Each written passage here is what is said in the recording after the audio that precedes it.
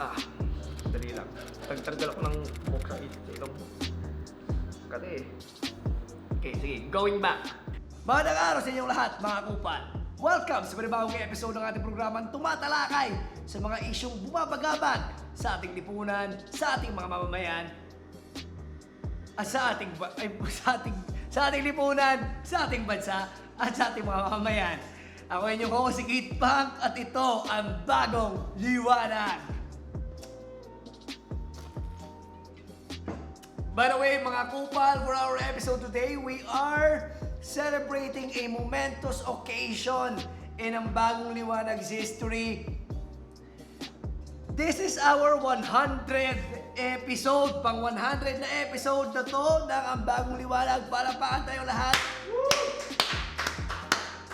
Maraming salamat sa inyong lahat, mga kupal, na palagi nanonood ng ating mga episodes araw-araw na may uploads tayo. By the way, since this is our 100th episode, we just like to announce some minor announcements lang na starting after this episode, we will be uploading videos every other day now. So expect at least 3 to 4 Ang Bagong Liwanag episodes sa ating YouTube channel. And the reason behind this is, naisip namin na it's about time for us to slow down. Mabilis din yung naging trajectory namin. We only started this last May. And in a span of 3 months, nagkaroon na kami ng 100 episodes. So, we have ourselves to thank for that. Me, and syempre si Mr. Nobody. Tiyaga natin, men. Okay, no? Imagine mo yun, ilang linggo yun, ilang red horse ang nagastos natin para doon. Ko pala. Plug mo na rin yung natin, bago natin simulan yung episode. Yung Twitter, saka Patreon. Ayan, syempre, before we move on to our topic for this episode, we would like to just tell everyone na since wala na tayong Facebook page, the reason kung bakit tinanggal yung Facebook page sa mga hindi nakapanood ng episode na yun, nireport, may mga tinanggal na mga content for violating community standards ng Facebook. So, unfortunately, yung accounts ko, the personal accounts that I'm using on Facebook, hindi na sila pwedeng gumamit, hindi ko sila pwedeng gamitin para makapagawa ng page. So, parang hindi na option sa amin na gumawa ng page on Facebook. Secondly, it's impractical for us kasi alam ko naman na i-take down din eventually. So that's why we have our Twitter account now.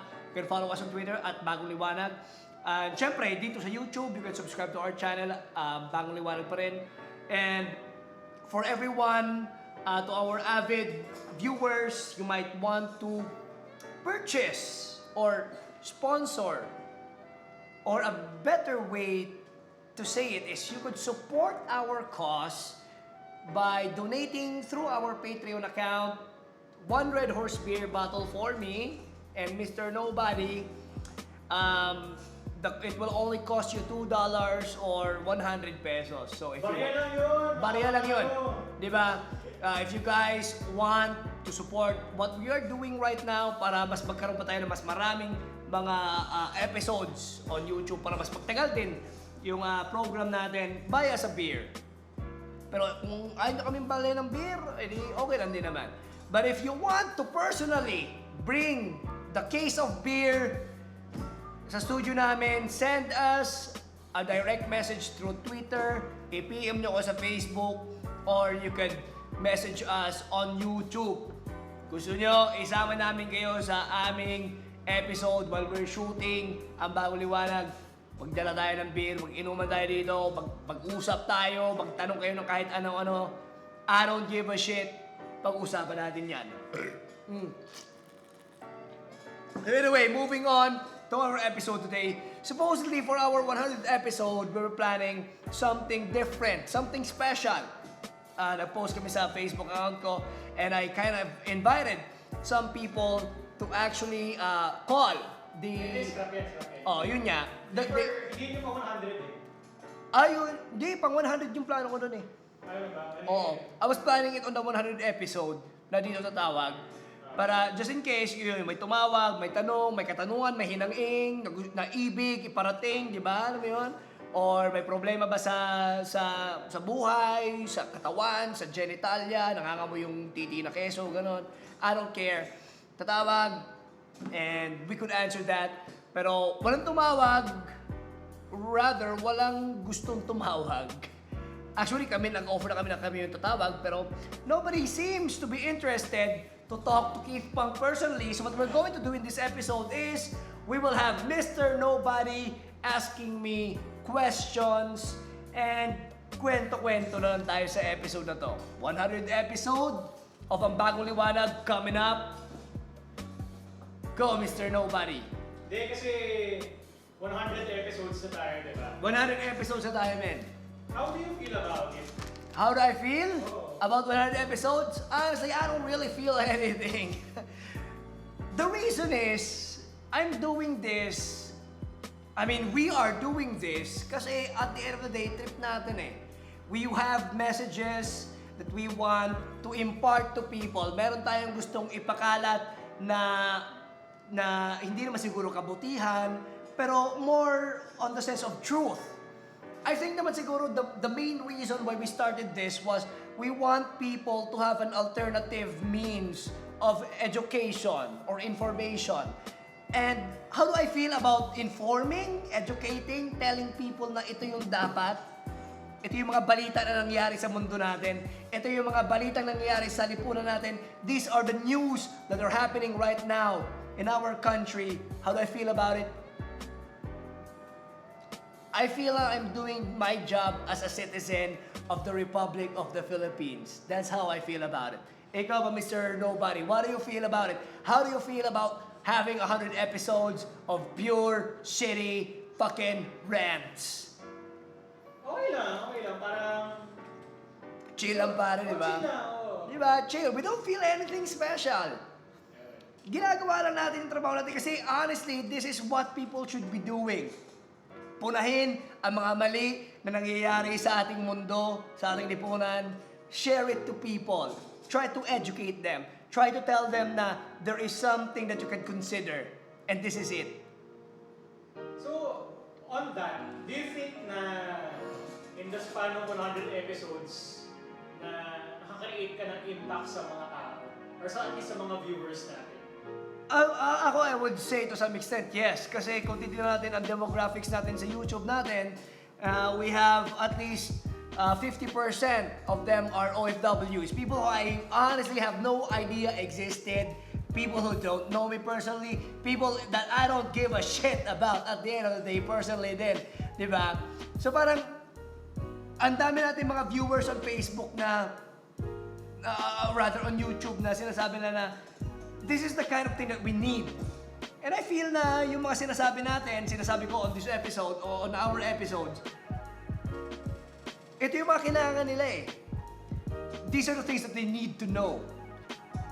And speaking of impact, it also helps na marami sa mga viewers natin, sa mga subscribers natin, mga nanonood, are also against me. They're either pro Lord Gongdi, they're either pro Marcos, they're either pro Tulfo, and they air their grievances. Na sinasabi lang na, no, you're wrong. And I really appreciate that kind of that kind of response. Na parang to some extent, it makes me consider na, yeah, baka nga mali yung sinasabi ko. Baka mali yung paniniwala ko. So, I think na more important than me affecting or having an impact towards them, yung mga viewers natin, they also affect me. And they also have an impact towards me to actually try to reconsider my ideas and reconsider the knowledge that I'm studying.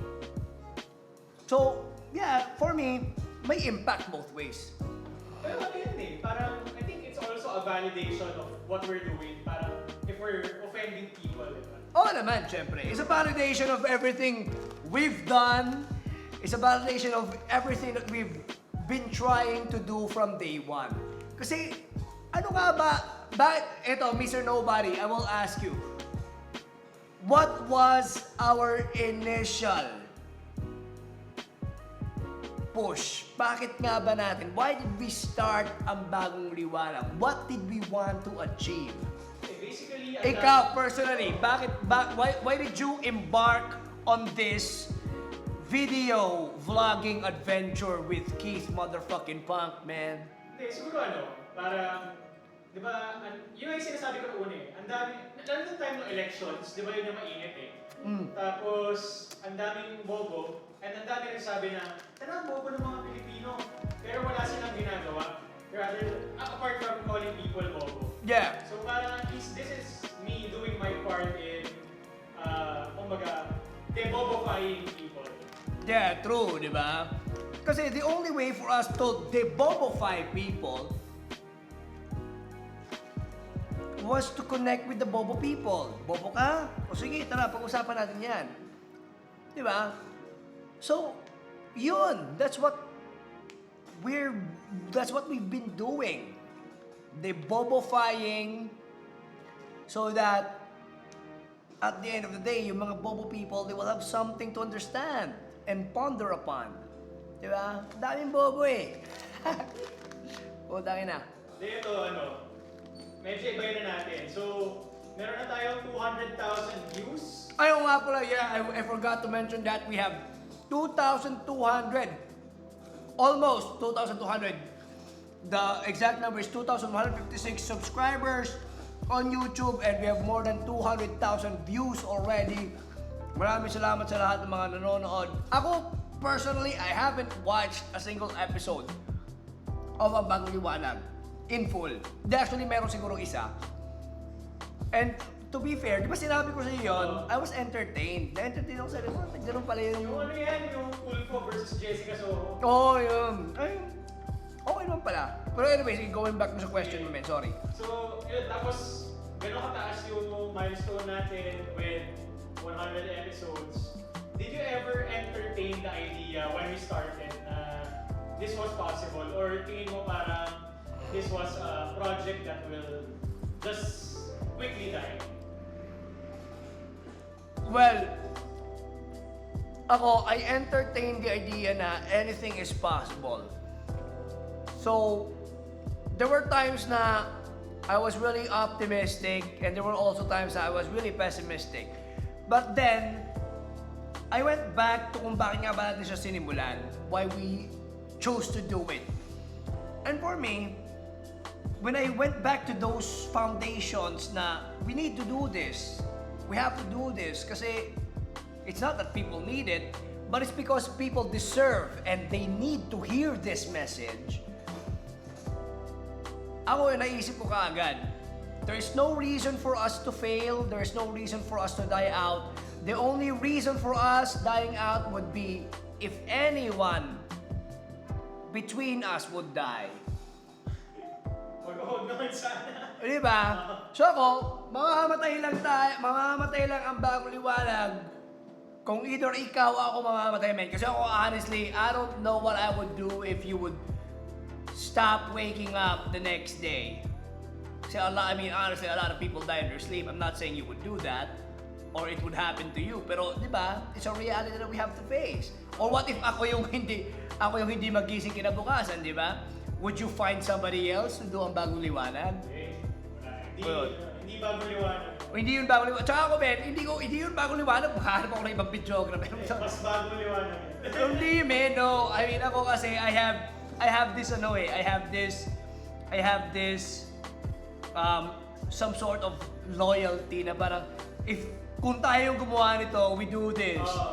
We do this until the end of time, pare, di ba? Unless we die or we disagree on something. But I don't believe that there's anything that we could come to a disagreement that can't be fixed by normal conversation. Wala pa tayo na pinag-aawayan na kahit ano. Or disagreement, di ba? Wala pa. So parang, what's the reason for us to die, man? Unless mamatay tayo, pare. Pagka natuklasan ng mga baliw yung studio natin. I doubt they would do anything about it. Ayun, wala na palang beer. Pero let's pretend na meron pa rin. Oh, wala na. Ito balik ka na lang konti. Sa lahat ng shoot nating episode, alin yung pinakamahirap i-shoot? Tangina, yan. Tough question yan. I mean, 100 episodes, ah. I think for me, the most challenging episode was, the one with Jesus Pulses, man. Bakit? We shot that on a weeknight, and that was an hour long, at least. Pero, it was difficult because we were also dealing with a very difficult issue. We were dealing with a difficult subject na hindi mo kayang i-compress in 10 to 15 minutes. And syempre, kung natatandaan mo, when we tried to shoot that video, initially, the plan was I will be discussing it on my own. Pero sabi ko sa'yo na, no, I am not the right person to discuss this, and I don't think I have the moral ascendancy, more the educational authority to discuss such complex subject.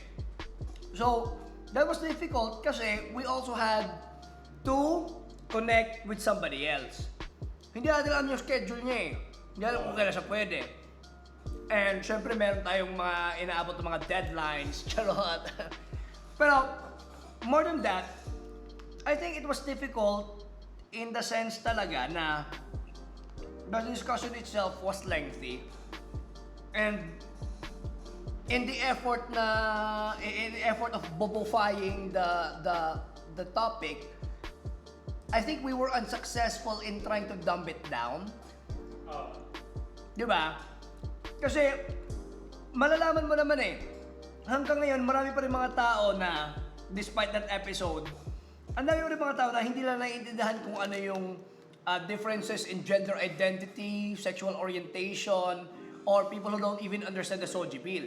So parang for me, it's difficult kasi nakikita mo ngayon na there are still plenty of people who need to hear this message, who need to watch that episode. So kumbaga, for me, yung clout natin doing that episode, hindi pa siya ganun ka-widespread. That's why I would like to say na to everyone watching this episode, kung hindi nyo pa napapanood yung episode namin with Attorney Jesus Falses on same-sex marriage, Soji, equality, gender orientation, you should definitely check it out.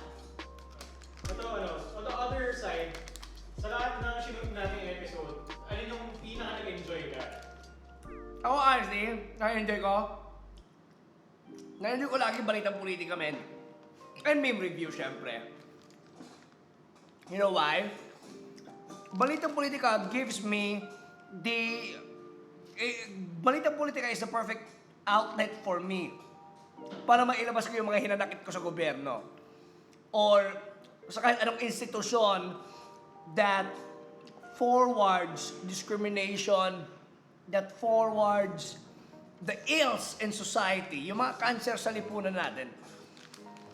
Balitang politika, yung episode natin where I could freely tell people na putang ina yung gobyerno natin. And that's very easy for me to say. Kasi it's already 2019. Ilang dekada na tayo naghihintay, bumuboto, iba-ibang mga presidente, iba-ibang mga mayor, mga congressman, mga senador. Pero, why? Bakit patuloy pa rin yung mga ganitong klase ng kahibangan sa ating lipunan? Imagine, just the recent elections, we elected a crook. Bong Revilla nanalo. We elected a liar. Amy Marcos panalo. Diba? Easy to say, pero yun nga rin, the results are still the same. And meme review, syempre, kasi all I have to do is just to look at memes, blah, blah, blah, blah, blah, blah, diba? So, yun yung mga easiest na mga episodes for me. So ito na lang, to wrap things up, what's next for Bagong Liwanag? What's next for Bagong Liwanag? I think I also need to actually announce this. Kasi I was planning na after our 100 episode, we will be focusing more on topics or the issues that really directly affect our own people, our country. So, more or less, mababawasan na yung mga episodes natin about mga pagjojowa, kung baho ba yung pek-pek ng jowa mo, gano'n, or ano yung epekto kung magja-jackal ka na nagpahid ka ng epicacent oil. Alam mo yung mga ganong klase ng mga shit. I think moving forward, I want Ang Bagong Liwanag to focus on issues that are really affecting our countrymen, our country in general. Basically, I want to enlighten people more on the things that actually affect their lives more. So, kung makikita nyo, the episodes leading to this episode, 96 to 100, halos lahat ng mga episodes na yon, if not all, are all geared towards political, social, economic issues. So from Balitang Politika, and then we discussed the rice tariffication, we discussed the SOGI bill. So I want Ang Bagong Liwanag to be not a replacement to our current pool of information, our current pool of news, but I want it to be a complement, a complementary medium, so that people who are trying to know more about a specific issue, a specific topic, will understand it better. Alam naman kasi siguro natin na when we watch the news, manood tayo ng TV Patrol, we read from ABS-CBN News, from Rappler, from Inquirer, they always just post the headline. Rice tariffication law pahirap sa mga magsasaka. But you don't read the news, delving deeper into what that law is all about. Ano nga ba ang meron sa batas na yan? Ano nga ba ang nakasulat sa batas na yan? At bakit nga ba siya papahirap sa ating mga magsasaka? For example, you would see people on social media sharing no to SOGI. Kahit hindi lang naiintindihan ko na yung SOGI. So we want, or rather I want, Ang Bagong Liwanag to be the answer to those questions. Ano nga ba talaga ang SOGI bill? Bakit nga ba talaga hindi siya against sa karapatan ng mga taong hindi naman bading or transgender? Or ano nga ba ang GCTA? At bakit mali na pinapalaya natin ang mga kriminal na gumagawa ng mga mga malulupang krimen? Mga ganon. So, moving forward, I just wish, or rather I just hope that we will have enough energy to discuss these issues.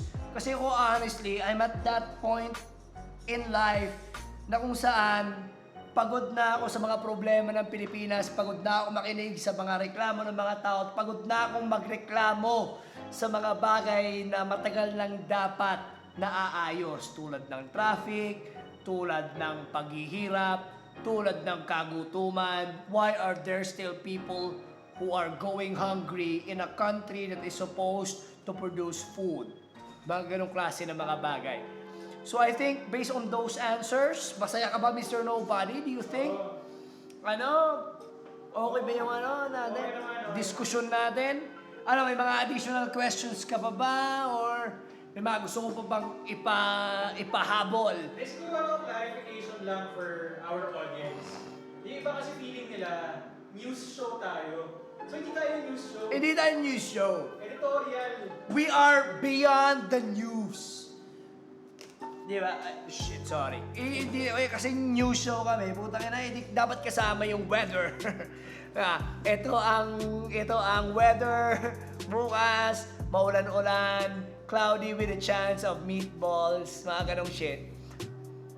What we want to do here is educate people on the important things that are happening in our country.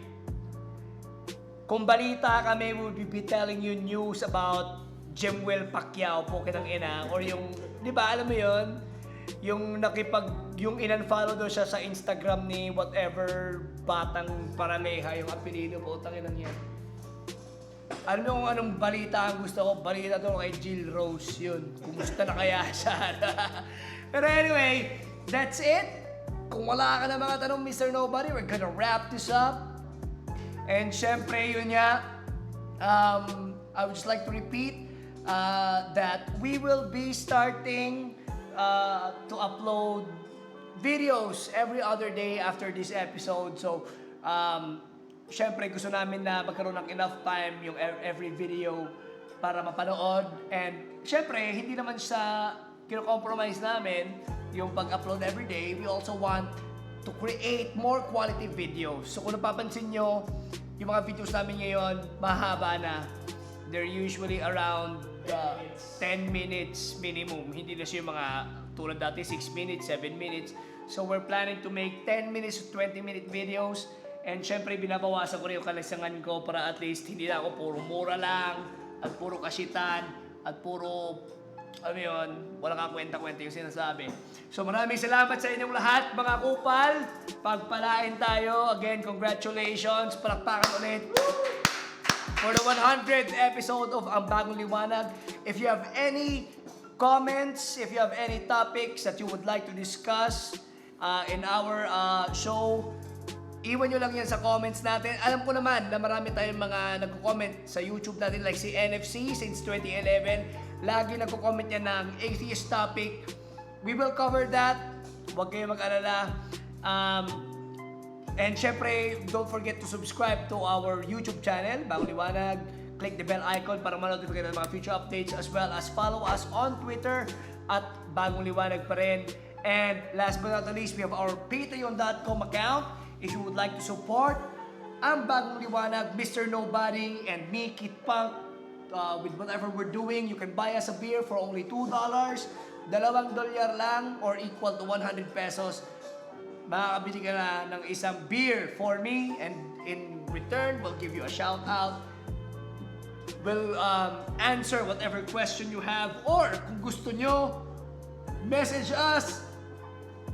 Bilhan nyo kami dito ng beer sa mismong studio. You can watch me live while I talk about our nation's issues on air. Maraming salamat sa inyong lahat, mga kupal, and rock on!